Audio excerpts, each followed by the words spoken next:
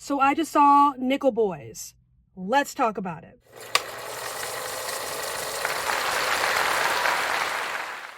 I want to apologize in advance. This might be a shorter review than normal. It is 2:30 right now.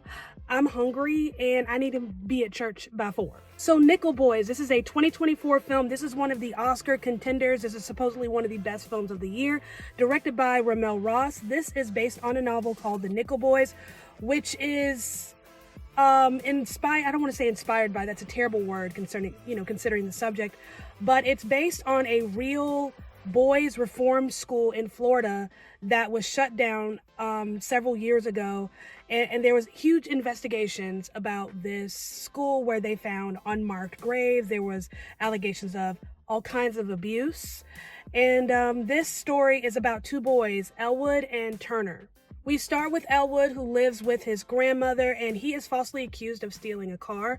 It was one of those wrong place, wrong times, but it was also in the mid-60s, so during the civil rights movement, so no one was listening to him, so to speak. And he ends up at the Nickel Academy, in the black side of the Nickel Academy, where the boys don't have the best clothes, they don't have the best living arrangements, they don't get to play football, food's not all that great. They're basically slaves, if you will, picking oranges on this Florida campus. Elwood is from Tallahassee. He meets Turner, who is from Houston, who really doesn't have anyone. So, and it seems like he's been at this academy for quite some time. I'm gonna make this quick. That was outstanding. It's so curious. Like, that's a good word that I can use to describe this, because I don't think I've really seen a movie do this well. Because most of this, I'd say a good 99% of this movie is shot from the first person perspective. So we're seeing, everything through either Turner's eyes or Elwood's eyes. Now, we do have moments where we meet an older Elwood, and instead of us seeing things through his eyes, it's like we're standing behind him. We're kind of watching him, if you will. And like we're the first person. We have that perspective. Another movie that did it like this was that horror movie from last May, In a Violent Nature, but that really didn't give us the first person perspective, so to speak. We were kind of, standing behind and following this crazy person as he's, chopping and dicing and slicing people in the woods. But this, we're seeing a lot of things through their eyes, and there are beautiful moments where, as a little boy, he's standing and he's watching TVs, through a glass, and we see his reflection, and we kind of see him grow in that way. But the choice to do this through the first person, a very artistic choice, very risky choice, either it's going to work or it's not. And I think for some viewers, after a while, it might feel a little annoying. It might feel inconsistent, but I love that choice. I love when filmmakers take risk, and this is his first narrative feature. Before this, he did a documentary short, and he did another documentary. I forget the name of it, but he was nominated for an Academy Award for it. Now, the problem I will say with this first person perspective is that it disconnects us a bit from the emotion that's coming from these two boys. We're not really in the groove of what they're feeling because they're so out of frame a good chunk of the time. And I think that is a bit of a problem, but it's fine. The movie's gorgeous. It's beautiful. It's well done. It's well written. Music is wonderful. This is, I'd say, one of the best movies of 2024. Mad I didn't see it in 2024, but hey, I got it now. When I say I have been like scrolling and refreshing and searching this thing on the AMC app and on Fandango, waiting for tickets to happen, yay. And I figured, hey, it's got to be close to Oscar nomination time when movies are going to start to re-release. Because right now, if you're not paying attention, if you want to see Sing Sing, now's the time to do it. If you want to see Anora, now's the time to do it. Conclave, a lot of your best pictures are getting re-released into theaters right now. So I was hoping that I would at least get to February. But now I've seen it, and I'm rambling because that was beautiful. That was beautiful. I think another thing that bugged me, and this is a trend I'm starting to see with a lot of Black films, because a lot of people are like, I'm tired of seeing Black trauma on screen, like we're always in this, whatever. Anyways, Black history is Black history.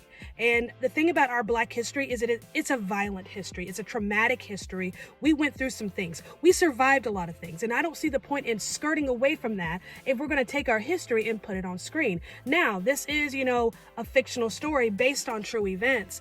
But these boys boys went through something very traumatic, and I don't see the point in skirting around it. But this director, he skirts around it a little bit. I've seen some people compare this to The Zone of Interest. I wouldn't go that far. I think it's almost like in that same vein, in that we're not directly confronted with the trauma of what's happening at Auschwitz in The Zone of Interest, but we can hear it. And that's what made The Zone of Interest so devastating, is that this is the sound. We can hear it. And I remember at one point in The Zone of Interest, the sound of just that horror was so overbearing, I covered my ears. I couldn't take it. But he doesn't find an alternative for the trauma, a way for us to really experience and understand just how bad it was. Instead, it's written into the script, in the dialogue of what is done. And, the sweat box, where they put them in a sweat box and force them to basically just dehydrate themselves, beatings that they get, how they'll, unalive boys and bury them in places unknown.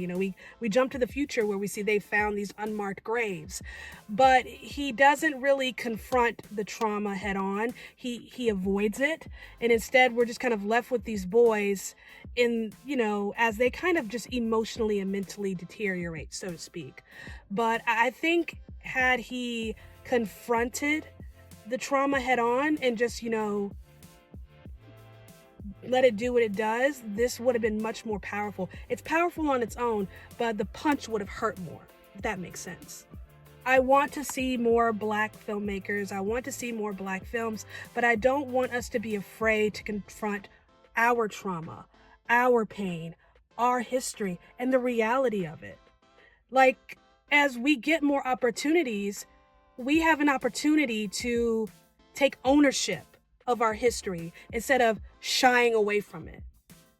Does that make sense? And I'm not saying that I want to see Black people hurt on screen. I'm just saying I want to see honesty. I don't want us to run away from the realness of our past, because we survived. We're here.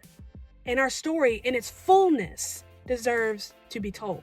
I love our story. I love our history as Black Americans. We're survivors. And there's nothing wrong with our story. There's nothing wrong with telling it, and there's nothing wrong with showing it. People have to see it, and we deserve to tell it. But that's a personal gripe. That's off topic. Now, the first person narrative, when we see an older adult Elmwood, oh my God, that pink is so pretty on her. Back to what I was saying. So when we see that first person narrative on an adult Elmwood, and we're standing behind him, and at first I was a little aggravated, because I'm like, something's not right. Something's off. I don't know why. I just feel very disconnected. And then we get to the end, and it all came full circle, and it made sense. And then I cried.